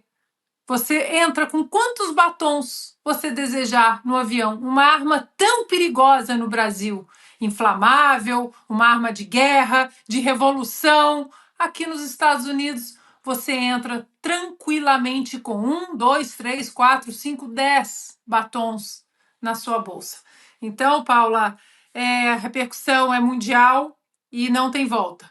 O Brasil hoje entrou no radar da injustiça maquiada de justiça, da barbárie maquiada de justiça no mundo todo. Bom, e ainda sobre o caso da Débora, repercutiu nas redes sociais o momento em que o juiz assistente Rafael Henrique, do gabinete do ministro Alexandre de Moraes, defendeu a transferência de Débora dos Santos para o presídio de Tremembé. E aí, na frente dos advogados de defesa, o magistrado chamou o local de diferenciado por já ter abrigado criminosas famosas como Susana von Richthofen e Elise Matsunaga. Então, provavelmente deve saber qual é a fama de Tremembé, né? Sim, que são os presos que muitas vezes correm algum tipo de risco realmente, como tem o que seriam as celebridades, de uma maneira geral. Por lá passavam Susana von Richthofen, Elise Matsunaga, Ana Carolina Jatobá. Então, um presídio diferenciado nesse sentido e muitas vezes questões envolvendo única e exclusivamente segurança. Perfeito, perfeito, excelência. Então, muito obrigado, senhora Débora. Bom dia para a senhora. Doutor Guélio, bom dia. Adalberto Piotto, muito boa noite, seja bem-vindo. Enfim, esse trecho repercutiu bastante aí nas redes sociais de um juiz auxiliar numa dessas audiências com a Débora dos Santos. Agora, ele trouxe casos de criminosos, celebridades, né? Suzane von Richthofen, mandante do crime que assassinou os pais de Suzane, e a Elise Matsunaga, que matou o marido, e não só matou, mas esquartejou também. Ele trouxe esses dois exemplos durante a audiência com a Débora, do batom. Esses dois casos, boa noite, Paulo, esses dois casos têm requintes de crueldade e teve agravantes porque foram planejados. Em direito, todo mundo sabe dessa história, premeditação, planejamento é agravante, como foi o caso. A gente vai falar um pouco mais sobre isso. Scout, antes de tudo, boa noite, Paula. Alexandre, querido, bem-vindo. Ana, querida, bem-vindo. A todos também que nos acompanham, sejam bem-vindos. Eu só não entendi por que ele chegou a fazer aqui um presídio diferenciado e citou dois casos aí de duas presas com o nível de crime lá em cima, porque o caso delas é de revolta completa. O que uma coisa tem a ver com a outra? Por que ele está advertindo a Débora acerca da fama do presídio, das características do presídio? Eu confesso que só não entendi a razão de uma coisa e outra. Mas mesmo não entendendo, acho que é possível depreender uma coisa mais simples. Por que a citação? Eu não, confesso, eu realmente não sei. Se havia um pedido para trazer para Tremembé por parte da defesa, ou se é uma decisão da Justiça ou da Secretaria de Administração Penitenciária em transferir a Débora para Tremembé. O que uma coisa tem a ver com a outra? Porque ao Estado só é dado o dever, neste caso, de garantir a vida e a integridade do detento que está sob custódia dele. Que o Estado não fez isso em relação ao Clériston, da Cunha Uclesão. Este é o ponto. Então, independentemente das razões, das motivações, é fora de lugar esse comentário. Uma coisa não liga a outra. Daí, daqui a pouco a gente vai reproduzir um trecho e volta ao tema de uma palestra que fez o ministro Barroso, que preside o Supremo Tribunal Federal, em que ele faz menção sobre, por exemplo, os brasileiros foram da indignação à pena. Mas eu volto a esse ponto daqui a pouquinho, porque tem mais detalhes. Agora, de novo, qual é a relação? O que a Débora dos Santos, independentemente do que fez, ou exatamente pelo que fez, tem a ver com o caso dessas outras duas presas? Tem uma coisa que difere muito, além, obviamente, das obviedades e do tamanho do crime. Essas outras passaram pela primeira instância, puderam recorrer à segunda instância, puderam recorrer a Brasília. A Débora não. Carlo Cauti, hoje conosco, seja muito bem-vindo. Cauti, antes de te ouvir, deixa eu trazer aqui a repercussão também, Piotr mencionou, do ministro Barroso, presidente do Supremo, que também comentou o caso da Débora dos Santos hoje, numa aula inaugural para alunos da Universidade do Estado do Rio de Janeiro. Barroso declarou que os brasileiros passaram da indignação à pena em relação à prisão da cabeleireira. Aspas para o ministro. O Brasil tem a característica que, na hora em que os episódios acontecem, as pessoas têm uma indignação profunda. E depois, na medida em que o tempo passa, elas vão ficando com pena. Nós fomos da indignação à pena. Fecha aspas. Barroso também afirmou o seguinte, aspas, porém, a não punição desse episódio pode fazer parecer que na próxima eleição alguém pode pregar a derrubada do governo eleito e pode invadir prédios públicos.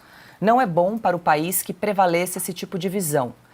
Ninguém gosta de punir, mas a punição é inevitável. É um absurdo as pessoas quererem comparar aquela conduta de uma ré que estava há muito tempo dentro dos quartéis pedindo intervenção militar, que invadiu junto com toda a turba e que, além disso, praticou dano qualificado com uma pichação de um muro. Temos que admitir os fatos, tá? Não foi uma simples pichação.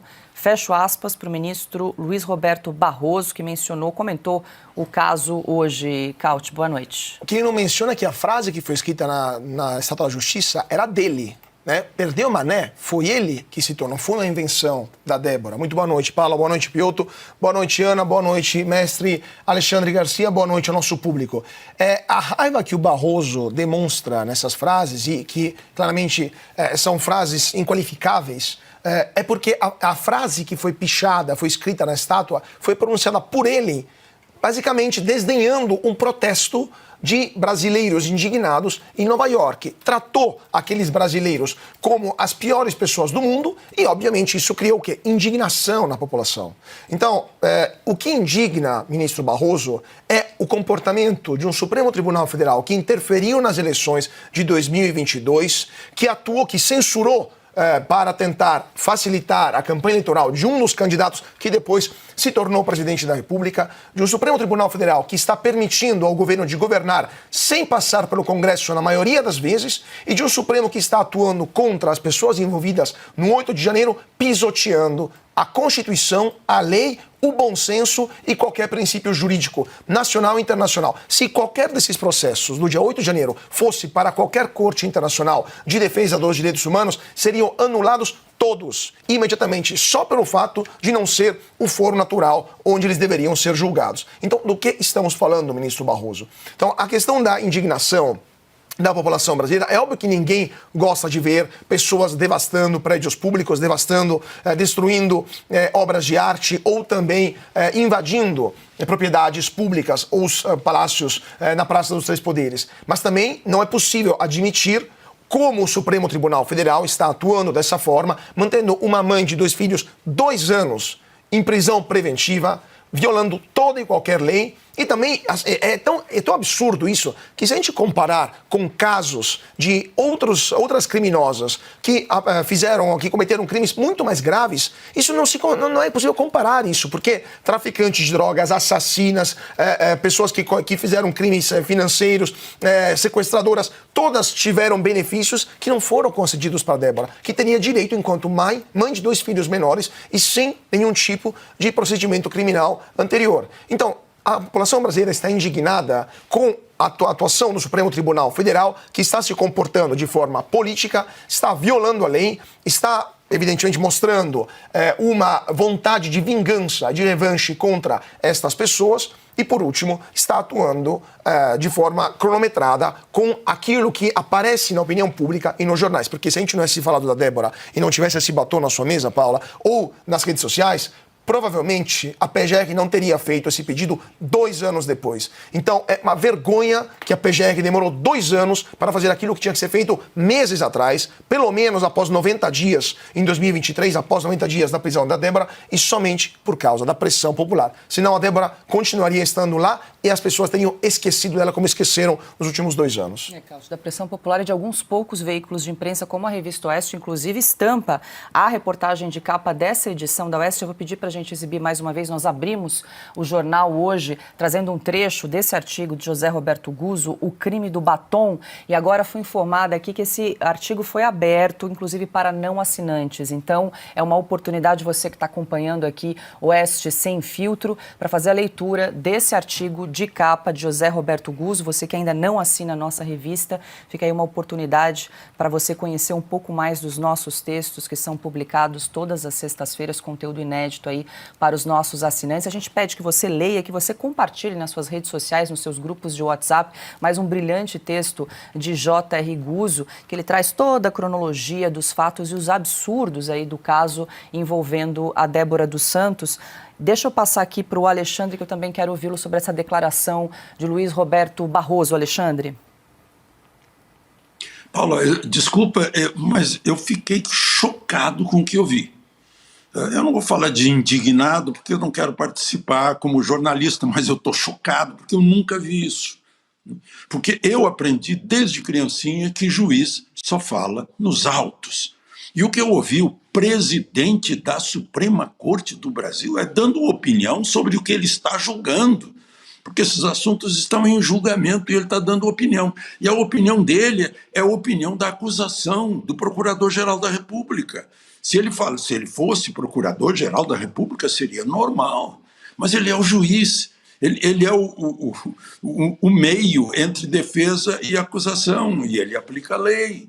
Mas ele está dando opiniões que ele deveria falar nos autos, abertamente em público. Eu estou chocado. Houve uma mudança incrível na parte mais alta do judiciário brasileiro. A Suprema Corte, Rui Barbosa estaria se revirando no túmulo, os grandes juristas idem, os que estão vivos hoje, que são juristas, né? E depois daquela fala anterior, olha, claro que os ministros do Supremo sabem disso, eles são juristas todos.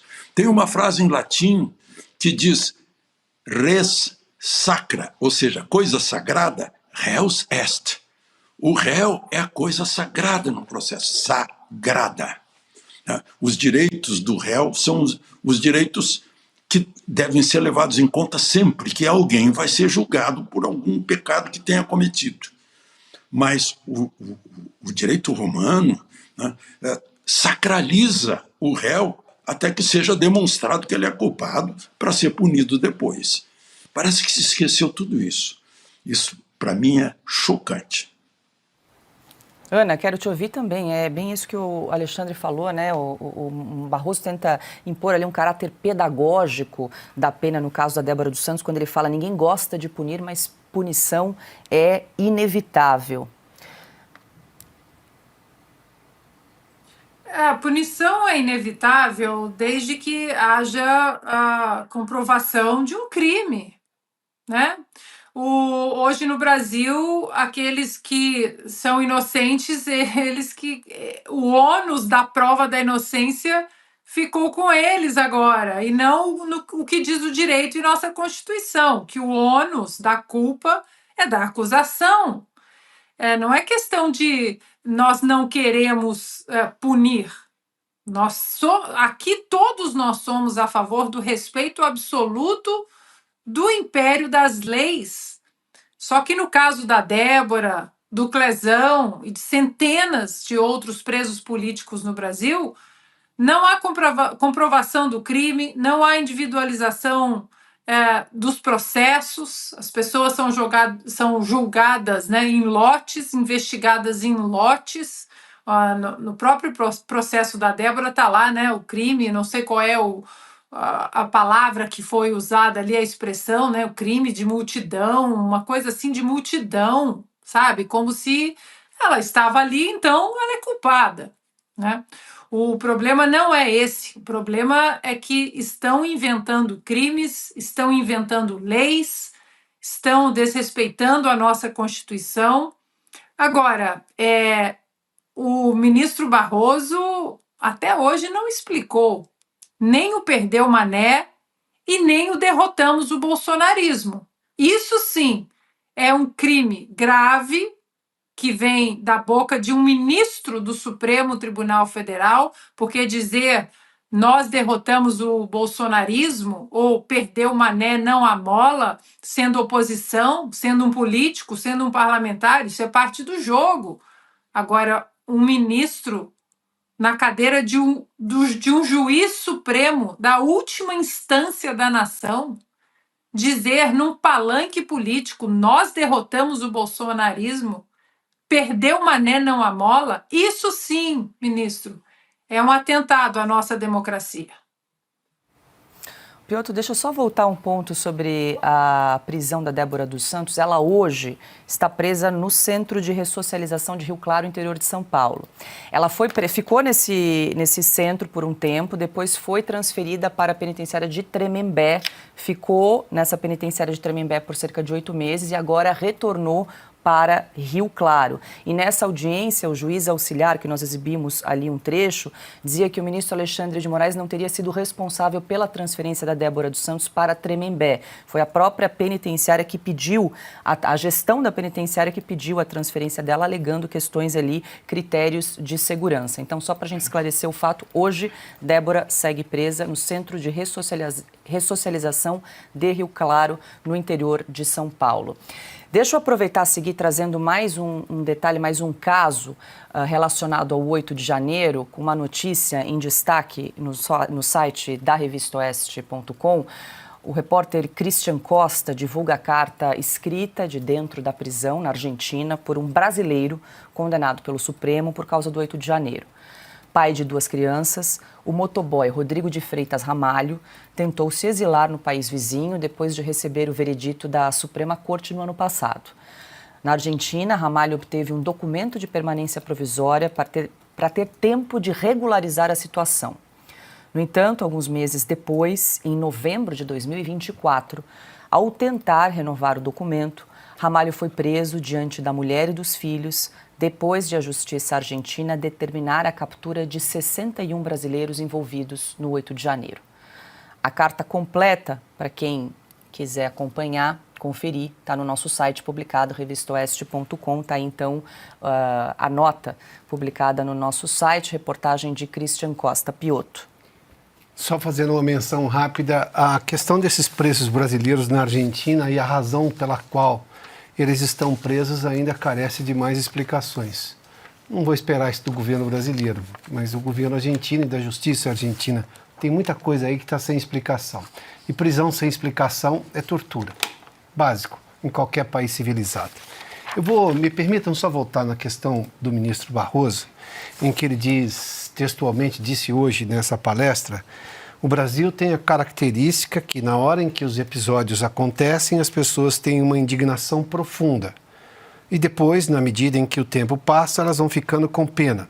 Nós fomos da indignação à pena, fecha aspas. Ministro, com todas as vênias, o senhor me permita, primeiramente, que as pessoas têm o direito de ter indignação e pena. Precisa nascer qualquer outra coisa para dizer que as pessoas não podem ter esse sentimento. Qualquer um deles, em qualquer um dos momentos. Nós estamos falando aqui de aplicação da lei, da justa aplicação da lei. E este é o ponto. As pessoas não estão com pena da Débora só. Elas continuam indignadas porque a Débora hoje é vítima de um processo que não seguiu a lei. Vamos lá. Simples. Está dentro do Supremo, o senhor pode checar. E, obviamente, claro, o senhor sabe. A Débora está sendo julgada dentro do Supremo Tribunal Federal. Ela não tem prerrogativa por função. Nem o foro ampliado consegue atingi-la, porque ela nunca foi política, não é autoridade. Ela não está tendo direito ao duplo grau de jurisdição. É para se indignar, não é, ministro? O senhor foi um advogado brilhante, o senhor sabe disso. Imagina se fosse sua cliente. Vamos lá. Ela teve uma prisão alongada por demais. 2 anos. Sem denúncia. Nossa, meu Deus, como é que tem uma prisão preventiva por 2 anos? Aliás, até outro dia não tinha nem denúncia. Mais que isso, ela não teve direito à audiência de custódia. Vou reler aqui. O Supremo Tribunal Federal decidiu que em 24 horas todo preso em flagrante tem direito à audiência de custódia. Por que ela não teve esse benefício? Não é para se indignar, ministro? Estamos todos indignados. Eu me coloco aqui na condição de indignado. Por fim, não deram a ela até hoje, ou ainda não deram, agora uma manifestação nova da PGR, o direito que se dá a mães traficantes, a mães, sei lá, qualquer outro tipo de crime. Reconhecimento Supremo, ela não teve direito à jurisprudência do Supremo Tribunal Federal, está lá, é dentro do Supremo essa jurisprudência, de que mães com filhos até 12 anos têm direito a ter a prisão transformada em prisão domiciliar. Agora a PGR está fazendo essa manifestação nova. A PGR tratou os advogados lá atrás com desdém, porque o advogado dela insistia nessa questão, alegando a jurisprudência. Num determinado momento, um dos juízes disse, mas de novo com esse argumento? Claro, é uma jurisprudência que não está sendo seguida. Vai alegar o quê? Mais que uma jurisprudência do Supremo? Por que agora a PGR mudou de opinião? Ainda depende da decisão do ministro Alexandre de Moraes. Então, ministro, novamente, com todas as vênias, estamos todos indignados, sim, com pena da Débora, porque ela é vítima. Mas continuamos indignados. Não terminamos a indignação em relação a como essa coisa está sendo tratada. Toda essa coisa do dia 8, eu vou chamar de coisa agora. Digamos, é uma expressão um pouco que abarca mais coisas. Como tudo isso está sendo tratado pelo Supremo Tribunal Federal. Não há precedente. Então, essa formação do Supremo talvez deva dar mais respostas à sociedade do que apenas palestras.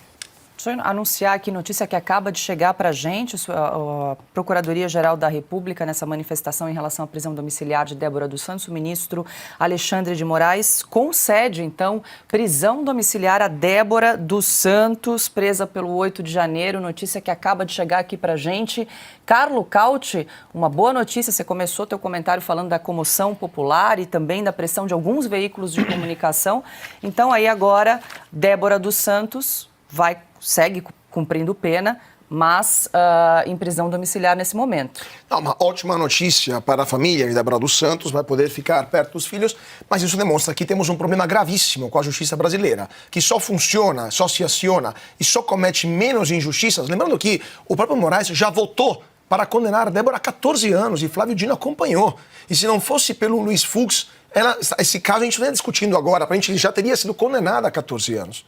Então, é uma ótima notícia para a Débora, para a sua família, uma péssima notícia para a imagem da justiça brasileira. Só se aciona quando tem batom nas redes sociais? Só se aciona quando tem indignação, quando eles sentem a pressão das ruas, da indignação popular, quando nem mesmo a mídia estatizada apoia mais esse absurdo, porque também tem uma questão, tem um limite para tudo, evidentemente para isso também, quando não tem nenhuma forma de defesa desse absurdo de manter 2 anos uma mãe presa preventivamente, sem sequer, por vários meses, acho que mais por 1 ano e meio, se não me engano, analisar o caso dela, ou já não sequer olhou o caso dela por 1 ano e meio, e acusar uma mulher mãe de 2 filhos com um batom na mão de estar usando um instrumento inflamável e atentar contra a democracia brasileira, organizar um golpe de Estado. Mas quão ridículo é isso? E somente porque eles perceberam, depois de 2 anos, mais de 700 dias de prisão para a Débora, a indignação popular que se mexeram, e quantas outras Déboras estão nas prisões brasileiras que não tiveram a mesma sorte da Débora de ter uma comoção popular e que o caso delas não será apreciado. Quantas centenas de outros brasileiros estão presos nas mesmas condições e, infelizmente, não é possível falar com a mesma atenção de todos e, por isso, eles permanecem lá. Quantos clesãos, por exemplo, estão lá dentro e, por exemplo, a Ana, que está presa na Argentina e que não recebe sequer visita do Itamaraty, do Ministério das Relações Exteriores, que tem obrigação de dar assistência consular. Então, assim, de novo, uma forma que o Supremo Tribunal Federal tentou limpar um pouco a sua barra, de uma indignação que continua montando, mas piora uma imagem já péssima de um tribunal de exceção que está atuando de forma política e que não vai conseguir não vai conseguir melhorar a sua imagem perante os brasileiros até que não seja aprovada a anistia, da que já falamos aqui na Oeste tanta naquelas vezes. Mas se continuar assim, com certeza a imagem do Supremo não vai melhorar. Alexandre, notícia que acaba de chegar, como é que a gente pode interpretar esse gesto, essa sinalização aí do ministro Alexandre de Moraes em relação ao caso da Débora dos Santos? Vale lembrar que na última sexta-feira ele condenou a cabeleireira a 14 anos de prisão. Agora há esse pedido, essa manifestação da PGR, saiu agora há pouco então essa concessão da prisão domiciliar de Débora dos Santos. Pois é, o próprio ministro que havia dado 14 anos de pena, acompanhado pelo ministro Dino, como o Cauti lembrou, né? Imagina se Fux não pedisse vistas. Já estava condenada, estava condenadíssima, né? Por 4-1, talvez, com a dissidência de Fux, que é um juiz de carreira e sabe muito bem por que caminhos o Supremo está andando, estão fazendo o Supremo andar, né? Todas as tradições do Supremo são jogadas fora da estrada, do devido processo legal. Em tudo, desde o início, desde a origem, né? Desde aquele inquérito que Toffoli inventou, né? A revelia da Constituição. E artigo 127 e 129 da Constituição, que deveria ser o Ministério Público, né? Então, por sorte, Fux fez isso. Perdemos a conexão. Desculpa. Diga, Alexandre. Interferência aqui. Mas, enfim, agora a Débora vai para casa, vai cuidar das crianças, né? Só que durante 2 anos, como eu disse aqui, as crianças já tiveram um trauma incrível de ter uma mãe presa, né? Como se fosse uma criminosa, por crime político aqui no Brasil. Uma vergonha, um vexame para o Brasil. Eu estou sentindo isso aqui mais do que nunca aqui na Europa, né? Porque está marcado, está indelével já o vício desse processo, né? Agora imaginem só, a Débora foi uma das pouquíssimas pessoas que se pôde individualizar a atitude dela, a ação dela no 8 de janeiro. E os outros que estão lá que ninguém sabe, que não fizeram nada, né?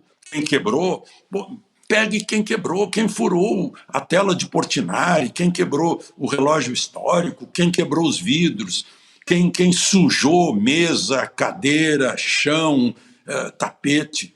Mas, no geral, as pessoas estavam lá gritando e estavam acompanhando a massa. Mas serão punidas com anos e anos de prisão, né? Como eu disse, Débora, talvez uma cesta básica, uma advertência, uma reprimenda, alguma coisa assim. Não fazem isso com os pichadores que estragam fachadas de prédios maravilhosos, históricos, por esse país afora. Mas é que não é pichação política, meu Deus do céu, né? Mas então, Débora, seja bem-vinda de volta a seus filhos, de volta ao lar, embora em prisão domiciliar. Agora, a casa dela é uma prisão, né? Portanto, os filhos dela estão nessa prisão. Não pode normalizar, né, Piotr? Ela segue em prisão, embora seja domiciliar, embora vá ficar no convívio com os filhos, com o marido, é um avanço de alguma forma, mas ela segue numa prisão preventiva há 2 anos. É um alívio inegável para Débora e para a família dela, em que pese o fato que o Alexandre já mencionou, os 2 anos que não serão mais recuperados. Mas, enfim, diante do caos que poderia ficar 14 anos presa, ou seja, pelo menos mais 12, porque 2 ela já cumpriu, temos um alívio para Débora. E que bom, isso é um alento. Mas vamos a outro ponto. A justiça agora parece que está reconhecendo, ou pelo menos dá algum sinal de que está percebendo que passou de todos os limites da lei. Da lei, só a lei. Eu digo aqui que nós não queremos nada além da lei e não defendemos nada além da lei. Também não defendemos a quem? Nada. Vamos lá.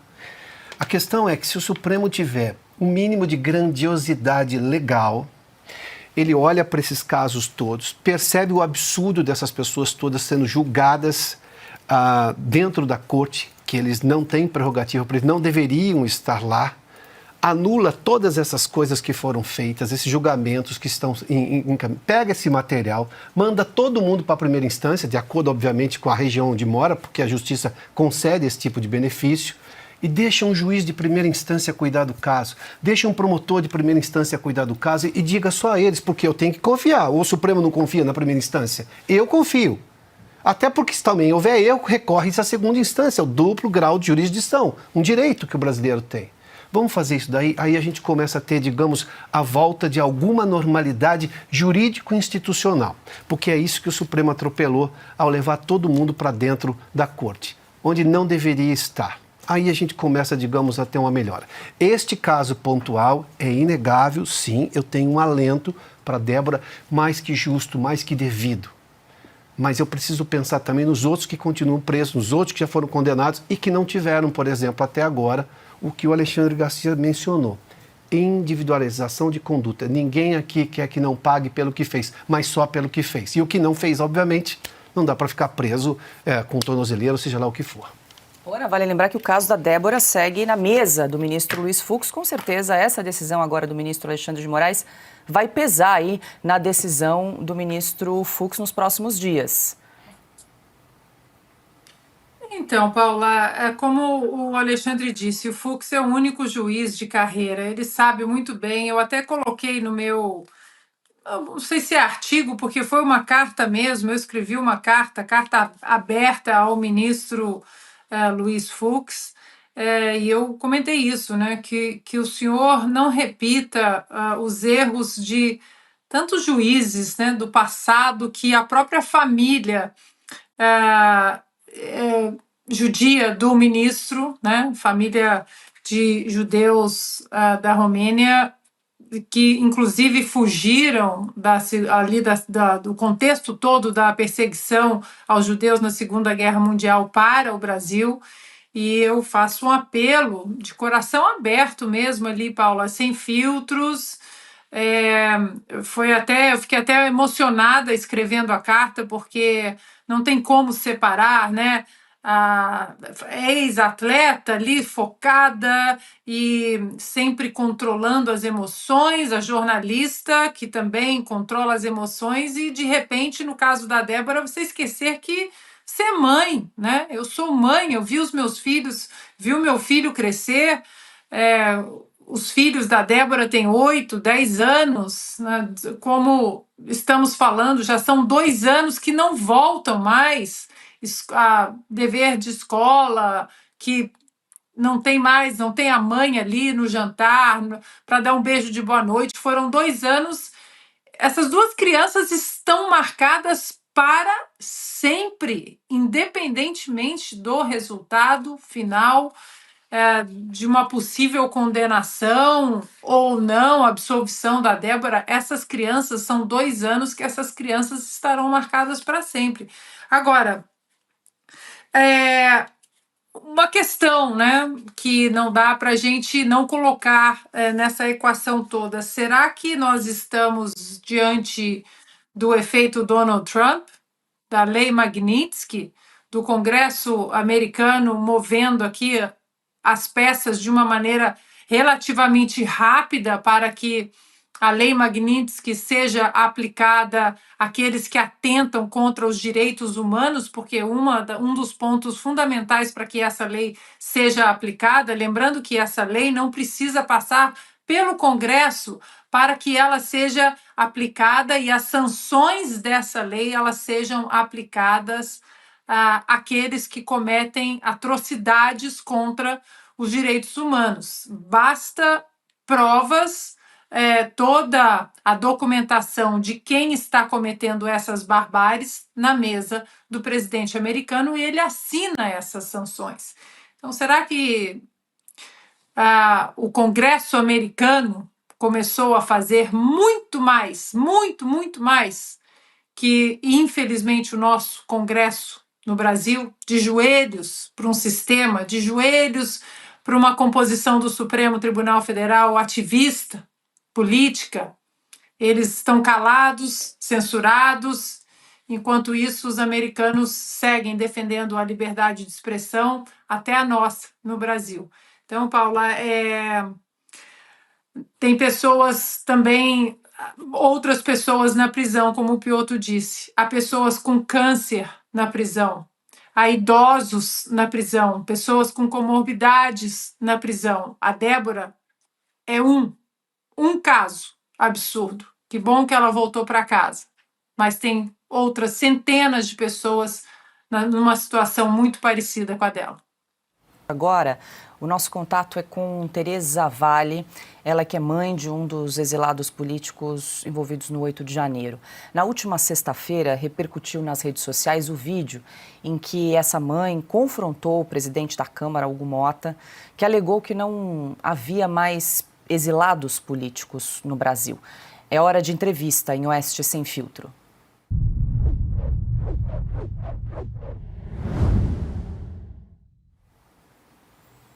Boa noite, dona Tereza, seja muito bem-vinda ao programa Oeste Sem Filtro. Muito obrigada pela entrevista, dona Tereza. Eu gostaria de começar ouvindo a senhora perguntando o que motivou a senhora a protestar naquele evento na última sexta-feira. Nós acompanhamos, né, a senhora ali se manifestando em relação às falas do presidente da Câmara, Hugo Motta. E como é que ficou a sua vida de lá para cá depois que esse vídeo repercutiu nas redes sociais?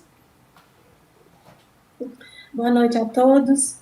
É uma grande honra ter uma voz aqui, né, no jornalismo tão sério, que realmente fala a verdade dos fatos. E antes de começar, eu quero dizer que eu estou aqui em nome do Pai, do Filho e do Espírito Santo, e sob a proteção de Maria. Bom, para ser bem objetivo, na verdade, eu nem sabia que tudo isso ia acontecer. Eu, como mulher e mãe, sempre desejei participar de alguma coisa ligada à mulher, né? Para ver se conseguiria mais apoio. E teve já eventos do PL, mulher, só que não consegui. Aí, ao andar, já fazia 2 semanas que eu estava indo à Câmara, batendo de porta em porta, partidos e partidos, tanto na Câmara como no Senado. E aí eu fui vendo como que estava muito difícil lá, né, as coisas, para a anistia, ainda muita resistência, e eu dando meu testemunho, meu sofrimento, porque eu moro aqui em Brasília.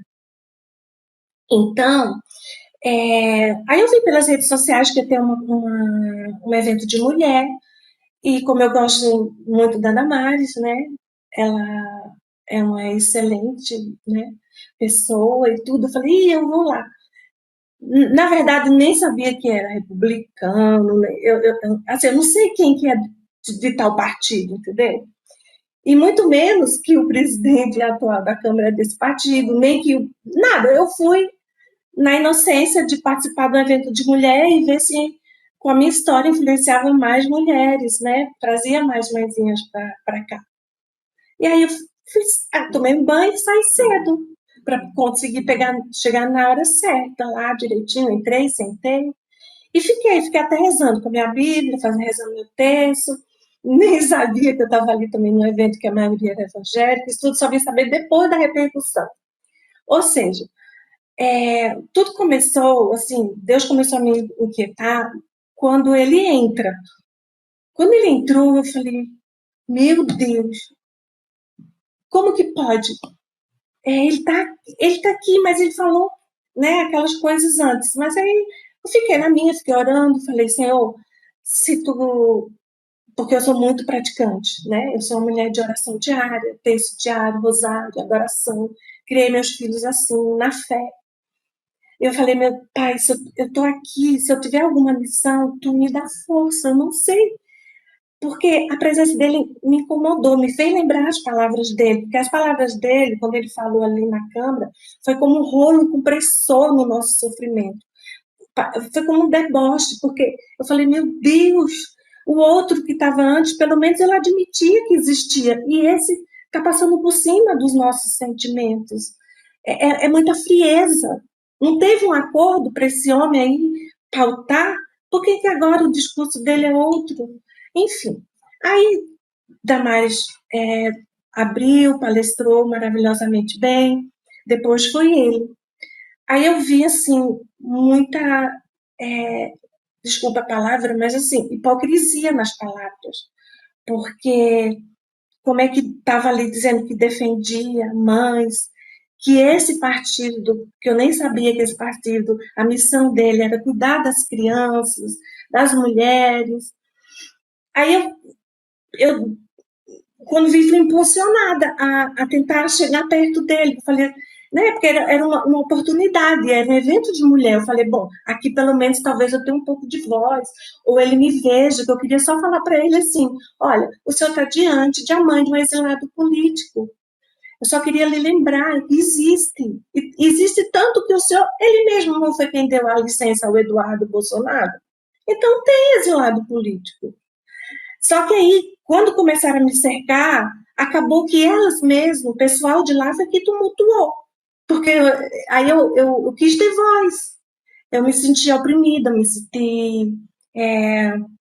cerceada, eu fui empurrada, eu fui praticamente me arrastando, foram me arrastando para sair à força. Eu não fui convidada em nenhum momento para continuar lá e depois me darem voz, foram me botando para, né? Então foi tudo isso, nada foi programado, nada foi programado, foi o acontecimento e aí eu aproveitei o momento, né? Para falar a verdade do que acontece, porque é tão difícil a gente ser ouvida. Eu sinto assim uma coisa desculpa porque meu telefone está tocando aqui. Eu sinto uma coisa assim, que a gente que está envolvido realmente, a gente não tem voz. Os advogados que falam, são os congressistas. A gente às vezes se sente como sendo palco, moeda de troca. E quando a gente fala porque a gente tem um conhecimento, né? A dor de uma mãe de não ver um filho, a dor de uma injusta, né? De ter um filho nessas condições, como tantas outras. E isso. Aí eu aproveitei para ter um pouco de voz, do meu clamor ser ouvido diante de tanta negação, né? Isso, dona Tereza, a gente gostaria muito de ouvi-la exatamente para trazer essa perspectiva de uma mãe, né, de um envolvido no 8 de janeiro. A gente precisa ouvir também essas vozes. Deixa eu só contextualizar. Enquanto a senhora comentava, a gente exibia as imagens do evento da última sexta-feira em que a senhora se manifestou, protestou, a gente está acompanhando na tela. E essa manifestação da senhora foi em relação a uma fala do presidente da Câmara, Hugo Motta, quando ele discursou num evento em homenagem aos 40 anos da redemocratização do Brasil. E eu vou aqui trazer o que disse Hugo Motta, só para a gente contextualizar rapidamente. Aspas para o presidente da Câmara, Hugo Motta. Nos últimos 40 anos, não vivemos mais as mazelas do período em que o Brasil não era democrático. Não tivemos jornais censurados, nem vozes caladas à força. Não tivemos perseguições políticas, nem presos ou exilados políticos. Não tivemos crimes de opinião ou usurpação de garantias constitucionais. Não mais, nunca mais. Fecho aspas para o que disse, então, Hugo Motta na última quarta-feira. A gente está exibindo aí algumas imagens, né, do evento que a senhora participou na última sexta-feira. A senhora estava relatando, né, o que a motivou a se manifestar. A senhora disse que para a senhora bateu, né, as palavras do Hugo Motta com muita frieza. A senhora usou que nem um rolo compressor no nosso sofrimento, diante de tudo que a senhora e outras mães e outros familiares dos envolvidos no 8 de janeiro estão passando. Dona Tereza, deixa eu pedir uma gentileza. Eu vou passar a palavra para Ana Paula Henkel, que também tem uma pergunta para a senhora. Dona Tereza, obrigada pela entrevista, pela presença aqui com a gente. Dona Tereza, imediatamente, assim que a senhora fez a sua manifestação, as imagens tomaram conta das redes sociais, e as redes sociais todos questionando o Hugo Motta e dando, né, a razão para a senhora.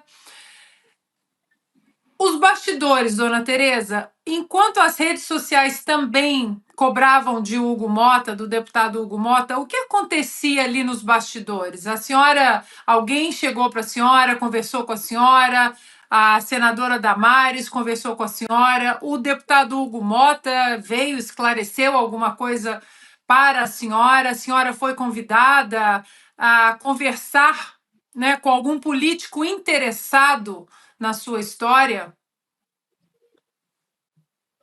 Olha, o que eu posso dizer é o seguinte, que eu fui levada, né?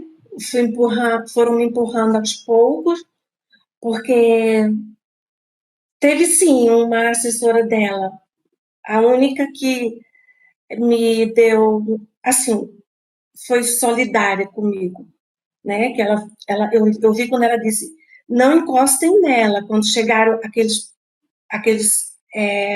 como é que chama? Aqueles homens grandes lá, que queriam, nem sei o que fazer comigo. Aí ela, não toquem nela, não toquem nela. O segurança, né? Então, aí chegou junto de mim um monte de fotógrafos e jornalistas e foram me perguntando eu fui desabafando, porque a gente está cansada de não ter voz, a gente está cansada de discurso político, né? A gente está cansada de ser barganha. São mais de 2.000 vidas inocentes. O pior é que o seguinte, como as pessoas só assistem essas redes lixo, Globo lixo, então eles não sabem que essas 2.000 pessoas que foram presas, nenhuma delas quebrou, nenhuma delas pichou. Muitas entraram porque foram convidadas pelos guardas. O meu filho foi um deles, porque veio um helicóptero bombardeando. E saiu na perícia que a posição que eles bombardeavam, eles forçavam os manifestantes a entrar. E toda a guarda mandava eles entrar, dizendo que lá dentro eles estavam seguros. Entendeu? Então, assim, é tanta hipocrisia que não deixa a gente provar, porque não nos ouvem. Não, eu não fui convidada para depois ali palestrar. Pelo que eu soube, foi que eles que foram exaltados, né? E quando eu já estava indo embora, pegar meu Uber para participar, veio um homem lá, que eu nem sei quem, e eu estava com essa assessora, que ela, graças a Deus, ela ficou comigo até eu pegar o Uber, né, me dando uma certa proteção. Mas aí, antes do Uber chegar, veio a Damares, para ir você ir até a Damares. Só que quando eu cheguei lá, foi uma coisa meio estranha, porque, bom, enfim, não foi para ser ouvida, né? Foi para dizer assim, tipo, vá no meu gabinete segunda. E o que acontece? A gente fica até a gente fica até desacreditada, né? Porque ao ser expulsa de um evento de mulher, depois da repercussão toda, foi que eu fui saber que é um partido que é dele, do Hugo Mota, que é um partido que o presidente não está a favor, né? Ele nem está a favor nem contra, ele fica naquela balança, não sabe se vai, não sabe se fica. E a gente fica assim, à mercê desses políticos que só querem saber de voto, de poder, só se reúnem para passar aquilo que interessa aos bolsos dele. Por que deixar esse tempo todo a gente nesse sofrimento? Se todos sabem que está errado desde o começo. Dona Tereza, deixa eu passar também. E também foi uma indignação. Diga. Dona Tereza, deixa eu passar. Porque não fizeram um acordo para botar esse Hugo Mota na Câmara e o outro no Senado para passar a anistia? Então, e como é que ele agora diz que não? E aí, como é que fica esses 440 deputados que se juntaram e botaram ele lá? Porque está sendo traído. Dona Tereza, deixa eu aproveitar aqui para girar. O Adalberto Piotto também tem uma pergunta para a senhora. Dona Tereza, boa noite à senhora. Muito obrigado por nos atender. A minha pergunta é objetiva. Outras mães se juntaram à senhora foi procurada por outros grupos de pessoas que também estão em situação semelhante a essa e os senhores pretendem fazer algo além e compreensível que a senhora está nos contando. Sim, há um compromisso em relação à anistia, no apoio, obviamente, de vários partidos. Na semana que vem, a informação que temos, o PL, que está à frente dessa discussão, diz que sim, vai haver um debate sobre a anistia no Congresso Nacional, na Câmara especificamente, na semana que vem, porque o presidente Hugo Motta está acompanhando o presidente Lula nessa viagem ao Japão e agora também, se não me engano, ao Vietnã, mas voltam amanhã. A minha pergunta é, outras pessoas se juntaram porque esse movimento, se encorpado, tem mais força? Sim, eu estou em contato com mais de 200 mães, pais, eu estou com o zap de todos. Só que assim, como tiraram também de nós até o sustento, né? As pessoas, como é que a gente se mobiliza para trazer para cá essas mãezinhas, para a gente ter voz, as mães, os pais, os filhos, para vir a Brasília? É preciso um recurso financeiro. Então, se vocês puderem deixar aqui, se eu puder deixar aqui um Pix, porque nós estamos querendo ter a voz, porque a gente sabe, porque nem todos estão com os advogados da associação. Muitos estão, mas outros não. Então, a gente quer nos unir com a associação e a gente, ao invés de advogados falarem, políticos falarem, porque falam e não resolvem. Eu não entendo de política, mas eu posso perguntar a vocês. Eu queria saber o seguinte, pelo que passou no jornal, é assim, foi feito um acordo, né? Deixaram de votar numa pessoa muito honrada como o Van Hatten. Ele é ético com o que faz, o que pratica, como tantos outros.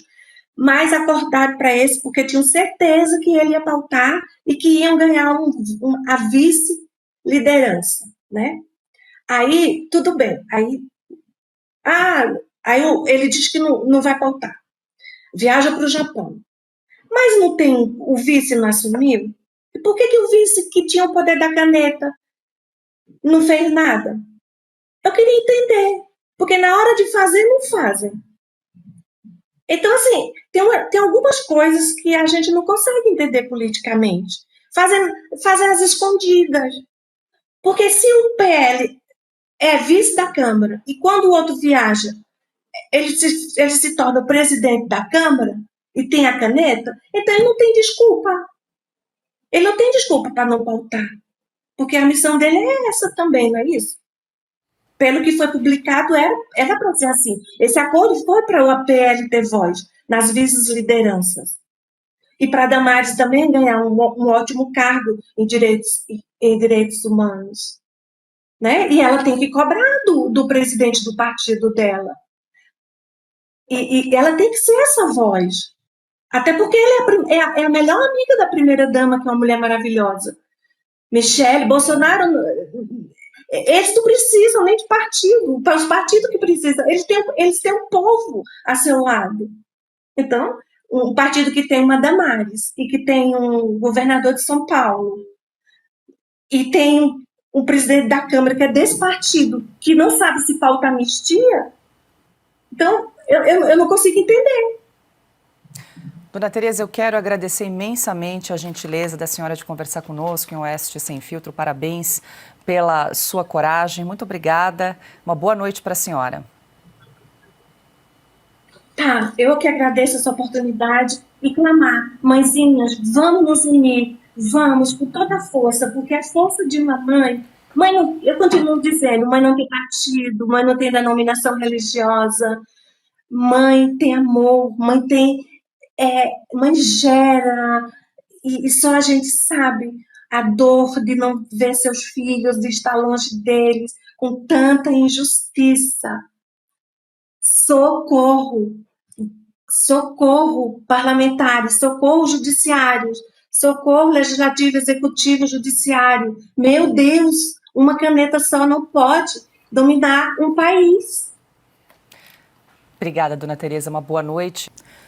E essa edição especial de Oeste Sem Filtro fica por aqui. Obrigada pela sua companhia. Até a próxima.